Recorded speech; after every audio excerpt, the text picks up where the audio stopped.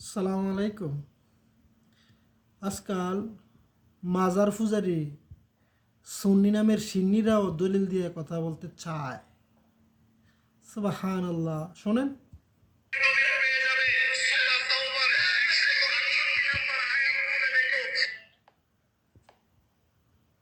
সূরা তাওবা 168 আয়াত নাকি খুলে দেখতাম। এই আয়াতে নাকি ঈদে মিলাদুন্নবী ব্যাপারে উল্লেখ আছে, অথচ সূরা তাওবা আয়াতের সংখ্যা হচ্ছে 129টা। এটা মাদানী সূরা। ওই বলতেছে 168 আয়াতে নাকি আছে সূরা তাওবাতে। মানে বাকিগুলো পাবো কোথায়?